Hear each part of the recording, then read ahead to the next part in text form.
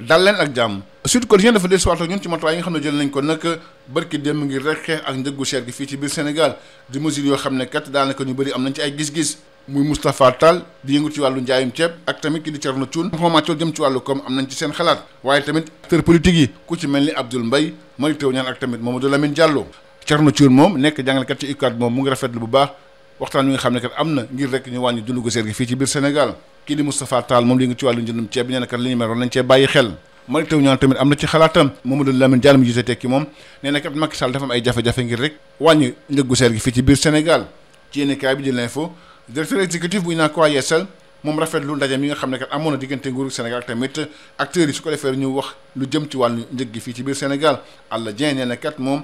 am na ci yaakaar bu baax a baax donte sax am na ci loo xam ne kat moom da ci am jiixi jaaxa ndaxte lu ci bëri kat moom dépendre ci li nga xam ne kat moom moo nekk nag nguur gi waaye tamit commerçant yi ci yéen kaay bi la askan wi joxe seen xalaat seen bëgg-bëgg leen rek la mesures yi nag daal di am njeexital direct news moom di rafetlu li nga xam ne kat Macky Sall daal dina koy def ñëpp ñu daal di waxtaan ci njëggu seer gi ne li mel kat moom mooy am ci démocratie yi mag yi ci àdduna bi yëpp l'observateur dafa dellusiwaat ci jéey ji am démb nag ci tali yi fukki nit ak juróom ñoo ñàkk seen bakkan juróom benn fële ca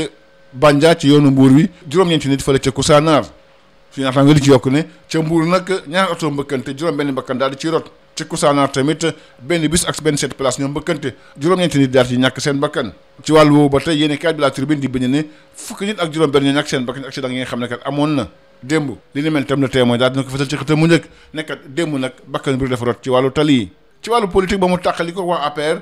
le témoin samp ab laaj lan mooy ëllëgu Aminata Touré li leer ba leer mooy bu doon sëy ñu ne jeex na diggante Aminata Touré ak tamit waa APR loolu nag dimanche la ko dëggal ba mu amalee nag ab conférence de presse ci boobu sax la yëkkati ay kàddu nag yu bëree bëri bokk na ci nag moom fi mu toll nii kat bëgg a dëggal boppam waaye tamit ŋàññi lépp loo xam ne jëm na ci wàllu 3e mandat bi nee na kat dafay des assemblée nationale su ko defee daal di nekk député non inscrit moom kat dafa jàpp ne moom dañ ko wor ginnaaw bi ñu ko liggéey nag président wu assemblée nationale loolu sax moom ko am jaar-jaar la suñu naataango yéen samp ab laaj ndax Aminata Touré kat moom li ñuy xaar ci moom mën na ko def moom mi nga xam ne kat dafa bokkoon ci kàngamu APR yi ndax li mu bëgg war naa mën a nekk suñu naataango jox ci kàddu yenn ci borom xam-xam yi kii di Ibou Sané di jàngale kat ci UCAD moom neen Aminata Touré kat moom dafa yàkkam ci lool Bakary Domingo Mané tamit am ci xalaatam nee na kat fi mu teg baaram ci 3e mandat bi baax na lool dafay tax nag Sénégal yi gën koo bëgg professeur Moussa Diaw di yëkkati ay kàddu nee na kat nguuru Sénégal du may dara kii di Mimi Touré ci wàllu tàggat yaram wàccaay coupe du monde Qatar 2022 Sud Quotidien di fësal ne démb Sénégal dafa def match nul 1 but partout digganteem ak Iran jëm na ci jogante xaritoo boo xam ne que dañ koy def ngir waajal wàllu coupe du monde bi ñaari gaynde yi nag ndam demul ndam dikkul loolu yéen kaay bi di record moo ko bind stade li ci yokku ne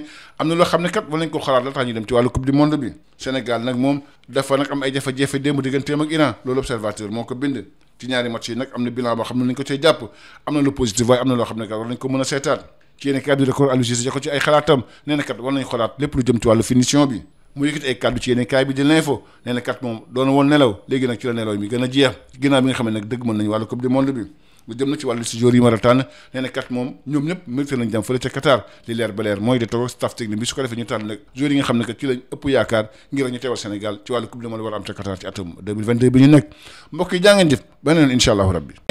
Bonjour à tous. Sud Quotidien s'intéresse à l'efficacité des 15 mesures destinées à réduire les prix au Sénégal. Des mesures qui sont loin de faire l'unanimité. L'importateur de riz Moustapha Tall et de l'économiste et maître de conférence titulaire Thierno Thioune les salue certes, mais décline les modalités pratiques pour y arriver. Quant à certains acteurs politiques, ils remettent en cause l'efficacité de ces mesures. L'ancien Premier ministre Abdoul Mbaye, l'ancien ministre de l'Enseignement supérieur Mary Teuw Niane ou encore Mamadou Lamine Diallo, président du mouvement Tekki et 7e vice-président à l'Assemblée nationale l'ont fait savoir dans les réseaux sociaux. L'économiste et directeur de recherche économique appliquée à la faculté des sciences économiques et de gestion à l'UCAD Thierno Thioune salue la concertation sur la cherté de la vie ayant abouti aux 17 mesures directives. Toutefois, il conseille l'État du Sénégal à s'attaquer à la racine du mal. Selon Moustapha Tall, l'État du Sénégal doit rapidement réguler la filière riz. Pour Mary Teuw Niane, la révolution agricole passe par la révolution des mentalités de nos autorités. Mamadou Lamine Diallo ajoute que Macky Sall ne peut pas réduire la hausse des prix à sa plus simple expression. Dans le quotidien L'Info, le directeur exécutif de l'UNACOIS Yeesal se réjouit de la rencontre avec le chef de l'État autour de la cherté de la vie. Pour Alla Dieng, il y a des raisons d'espérer, même s'il ne cache pas son scepticisme sur l'applicabilité de certaines mesures qui dépendent plus de facteurs qui échappent à notre contrôle. Les Sénégalais exigent une application rigoureuse des mesures, c'est le titre qui barre la une du quotidien L'As. Mortel combat contre la vie chère, le président Macky Sall au Front social renchérit Direct News. Selon mon confrère, comme dans les grandes démocraties, le président Macky Sall a opté pour le contact direct et le dialogue avec les populations. Collision mortelle, la route fait 15 morts en une journée, c'est le titre qui barre la une du quotidien L'Observateur.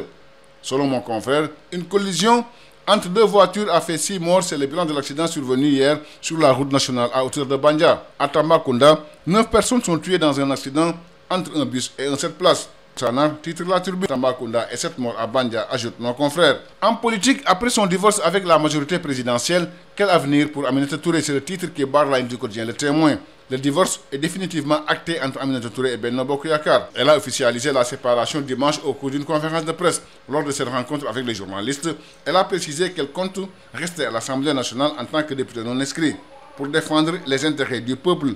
Ceci après s'être considéré trahi par Macky Sall pour la désignation du poste de président de l'Assemblée nationale. Aminata Touré a déclaré sa volonté de prendre son destin en main, tout en continuant de combattre le troisième mandat. Mais malgré sa trajectoire politique, Mimi Touré a-t-elle les moyens de sa politique? Que gagnerait-elle en défiant le régime dont elle a été un des piliers? Pour Ibou Sarr, elle est trop vite en besogne. Selon Bakary Domingo Mané, la question du troisième mandat est une bonne stratégie pour Mimi Touré de gagner la sympathie des Sénégalais. Selon le professeur Moussa Diaw, le pouvoir ne lui fera pas de cadeau. En sport, football, préparation du mondial 2022, selon Sud Quotidien, les Lions du Sénégal et ceux de l'Iran se sont neutralisés dans une rencontre amicale comptant pour la préparation de la Coupe du Monde, score final 1 but partout. Les Lions neutralisés, selon le quotidien sportif Record. Des choses à revoir avant Qatar 2022, écrivent nos confrères du quotidien sportif SAD. Les Lions entre doute et certitude, précise l'Observateur. Le Sénégal a buté hier sur le mur iranien. Le bilan des 2 matchs amicaux de préparation a bien des côtés positifs, mais a levé également des doutes.